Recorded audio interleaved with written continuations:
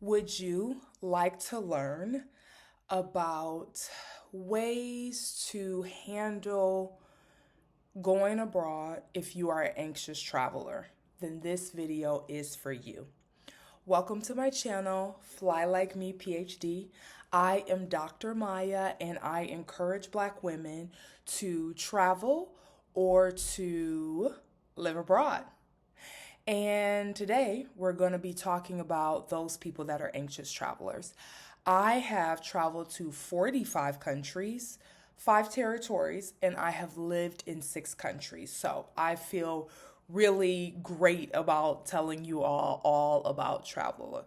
So when you are new to the travel game, it can be a little anxiety provoking, it can be a little scary. And so I want to let you know how to handle moments when you have anxiety. So, the first thing that you're going to need to do, we're going to do 10 tips. Number one is that you're going to need to do your research. So, you can do something as the old school approach to research, which is just looking up online in the country that you're interested in going to. What is the weather like? What is the transportation like? Who are the people there? What type of racial or ethnic group lives there?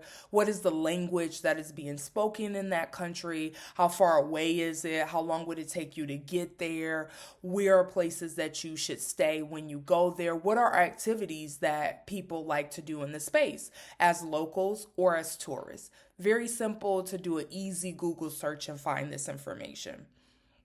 Then there is the new school way of finding this information, and that includes social media. So you'll have things like Facebook. There are so many Facebook groups.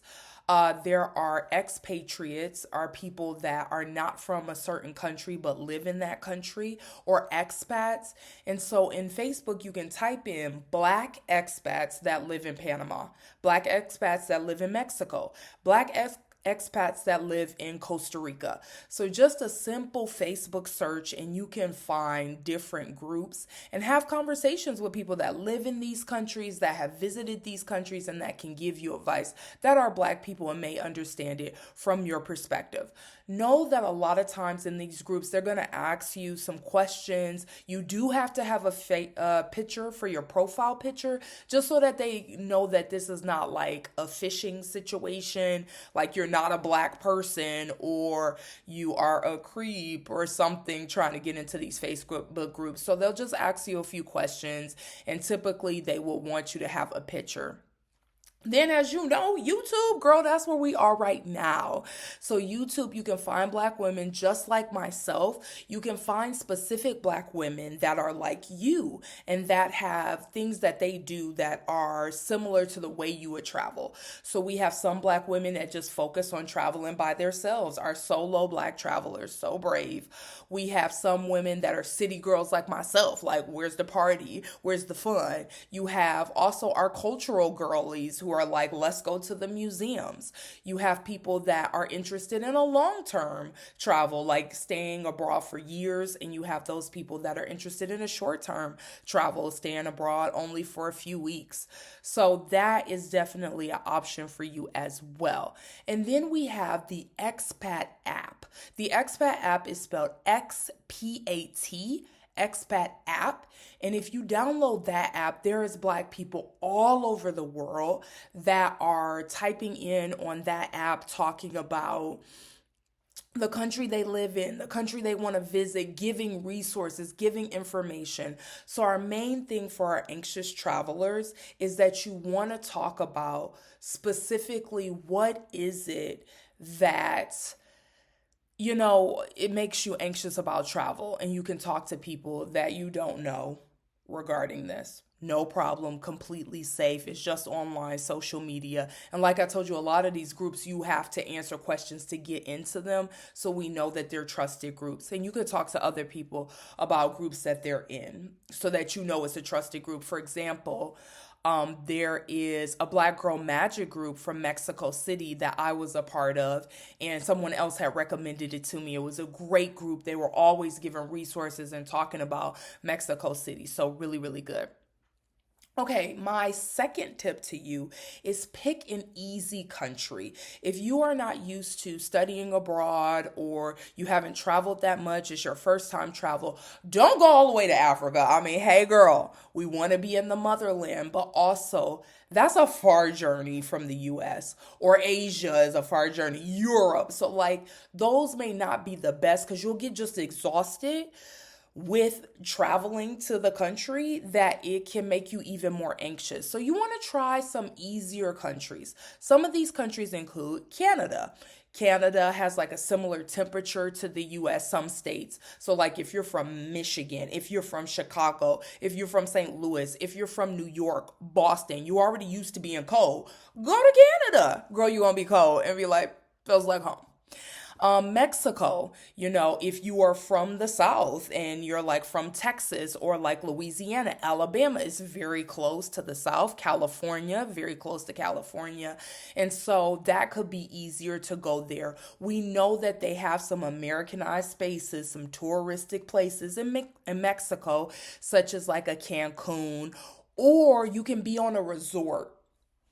And the resort will protect you a little bit in terms of not feeling like you're just like thrown out there with the locals.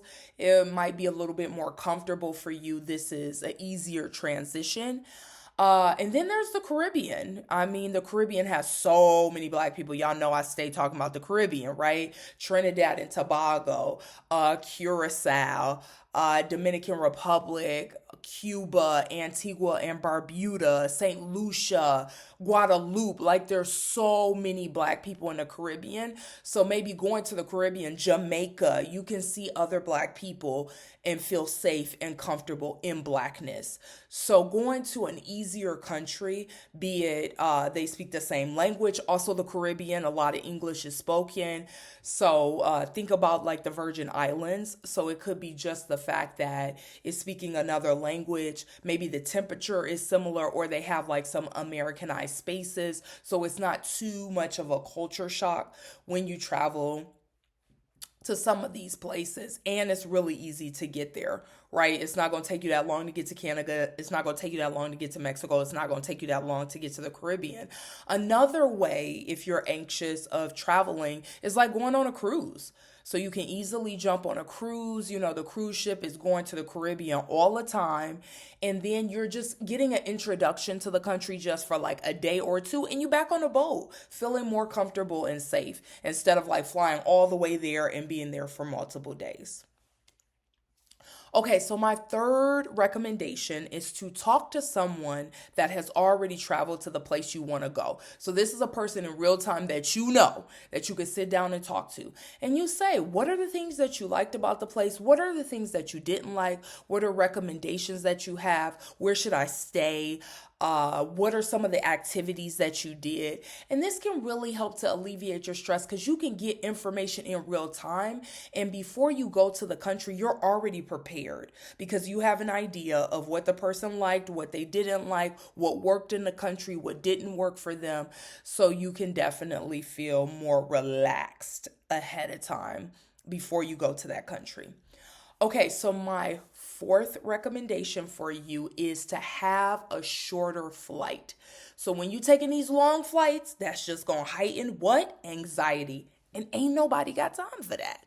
So you can get a short flight. Now, these shorter flights are going to cost you more money. So longer flights, if you take a flight that's got like 10 layovers, girl, that's going to be a cheap flight. But a flight that's a direct flight is going to be more expensive. But to eliminate some of the anxiety that you feel, if you have that shorter flight and you have that just direct flight, you're like, whew, I made it. Rather than, I got to rush to make the next flight. Oh my God, there's a layover. Oh, I got to make sure I get to the gate. So it could be worth it to pay for a flight that might cost more, but you have the luxury of being calm and collected. Number 5 is meditation. While you're in that airport, you can journal. Before you start your journey, while you're at your journey, after. This is a way to reflect. You can also walk around the airport. Of course, take your luggage with you, but just taking a lap around the airport, just walking around, calming your body. When you're in your chair at your gate, You can sit there, you can close your eyes. You can have a mantra, you can meditate, you can just like calm your body down. Breathing exercises really help, just like getting in touch with your body and making you sure you feel good. Make sure you have your medications as well. For me, I have motion sickness, so I gotta have that Dramamine on lock, right? Right before I get on that plane. If there's other medications that you need, or if there's accessories that make traveling better for you, making sure you have your neck pillow, making sure that you have your earplugs. Like if there is something that's going to make it better for you, definitely do that. So number 6, when you're in the airport, girl, treat yourself to a snack. That snack might cost $1 billion because the airport love to charge high prices because they like, where you about to go? And you hungry, right? But just one snack, right? Because when you get to that next country, they probably not gonna have that snack.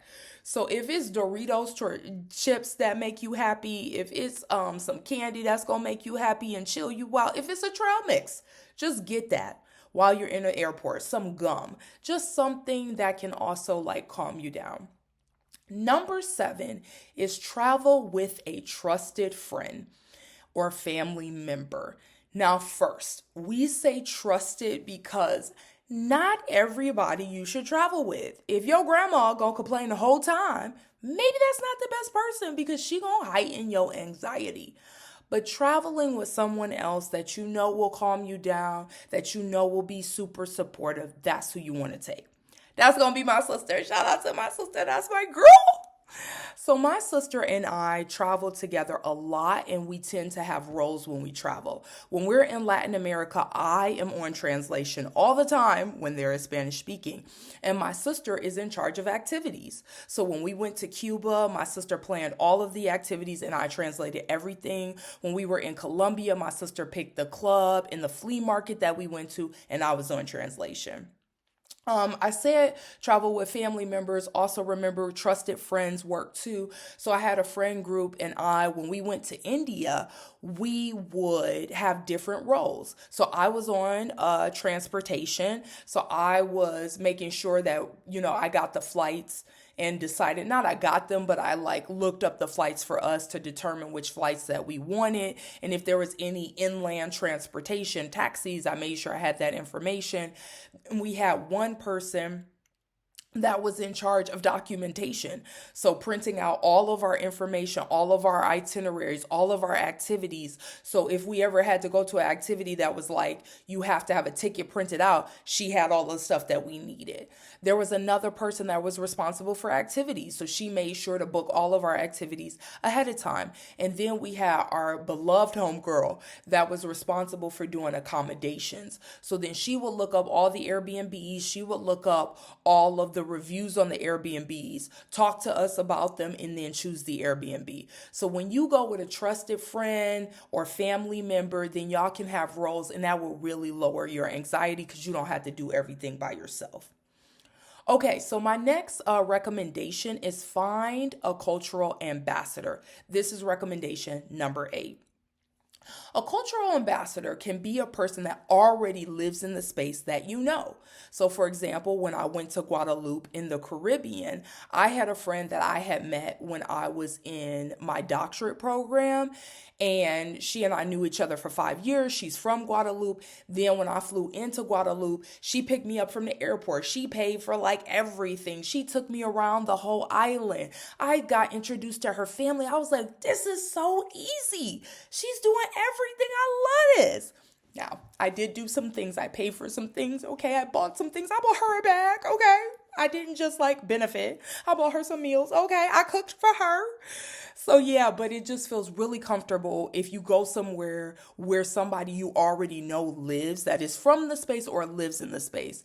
So another example is I had a friend that lived in Guatemala. So I went to visit her. She's not from Guatemala. She was doing study abroad there, but I stayed with her and her host family. She took me around. We climbed a volcano together. It was just so comfortable because she had lived there.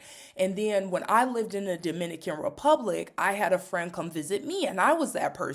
I took her around, I knew all the transportation, I could speak the language. So having that cultural ambassador, a person from the space or a person that lives in the space is fantastic to alleviate your stress as well. Another thing is if you're going to a place that has a language that you do not know, taking someone with you that knows the language could be really helpful. So for me, when I went to China, I had a friend from undergrad that's from China and went with her. She was translating all day. I still have no idea what these people said, but she held it down, translated everything, felt completely comfortable and safe. She took me around. She introduced me to her family. It was really good. All right, so number 9 for lowering your anxiety is going with a travel group. There are so many Black travel groups that are committed to taking Black people abroad. And so if you jump on these travel groups, sometimes they are a little pricey, but they're going to take care of everything. You just pay for the program fee and then you pay for your flight and you're ready to go. One of my friends, she called it like an adult field trip, like abroad, because like field trips when we were kids, they would take us around. It's like that. They take you around. You pay your fee, you pay for your flight, and they have everything else. They're going to take care of your accommodations. They're going to take care of activities, transportations, feel safe and comfortable. So I went to Trinidad and Tobago for Carnival on a Black travel group. So I paid $3,000 for the program fee, and then I just had to pay $1,000. Let me not say just girl, because it was money that I worked for. So I paid $1,000 for like my flight. And then after that, everything else was taken care of. So definitely want to feel comfortable and safe in that way. Now, if you don't want to go on a travel group, you can get a tour group. So when I have traveled by myself, for example, I went to Uruguay by myself and I got a tour group and it was wonderful. It was like a nice group of us, about 5 people. Somebody was from Brazil. There was me. We had our tour guide from Uruguay and we walked around and we had a full day tour. He took us to museums. We walked around Uruguay. We talked about the history. He took us to get food. Like he introduced us to the locals. It was so fun. So a tour group would be definitely great. And you can look these up online, like TripAdvisor or even Airbnb has Airbnb experiences where you can take trips or find tour guides for when you are going to get there. Okay. So, number 10, and the most important way to relieve your anxiety is to remember we are always traveling with the ancestors. You are never alone. If you want to have a picture of your ancestor on your phone, if you want to have something to remember your ancestor by, these earrings are from my grandmother. And so just having that and touching something, holding on to something, looking at something reminds you you're not alone. My late great grandmother never flew on a plane, y'all. She will go on to have a great granddaughter who has traveled to 45 countries. She never got on a plane. My grandmother, my late grandmother's, whose earrings these are, she wanted to travel. That was always her wish in life, and she never got that goal. And so I feel like when I'm out in the world, my ancestors are looking at the world through my eyes. All right, y'all, that's the end. Those are my 10 recommendations if you have anxiety as a new traveler. So I just want to say shout out to my subscriber because she's the one that gave me this idea. She's the one that's like, hey girl, can you do a video on this? I say, hey girl, I got you. So shout out to my subscriber. I appreciate you for that. Y'all be subscribing. And I love y'all for that. Y'all, first things first, y'all the realest for subscribing. And if you're here and you still want to subscribe, feel free to do so now. Okay, so we always got to talk in the comments because I want us to be in community and have conversations with each other. So in the comments, why don't you tell me, what do you do when you're anxious and you're traveling? How do you alleviate your own anxiety traveling? Okay, our final thing is that we're going to talk about what our next video is about. The next video is for me, y'all. I did videos for y'all. It's time to do a video for me. This video, for y'all too, but it's like something I'm interested in. This video is going to be about books that I think you should read while traveling. So we know traveling can take hours and hours between them taxi rides, between them plane rides, a lot. And so one thing I like to do is read while I travel. So I'm going to recommend some of my favorite books to y'all to read. We're going to talk about some books that are like related to self-care, some books that are related to travel directly, and some books that are memoirs. These are like my favorite types of books to read. Self-care, because I'm always trying to work on myself. Travel books, because girl, this is a travel channel. And then memoirs, because I'm nosy and I got to know the tea. So that's what we're going to do next time. All right, y'all. We are in December. This year almost over. I hope y'all had a good time and can reflect on this year and what we're doing in the following year.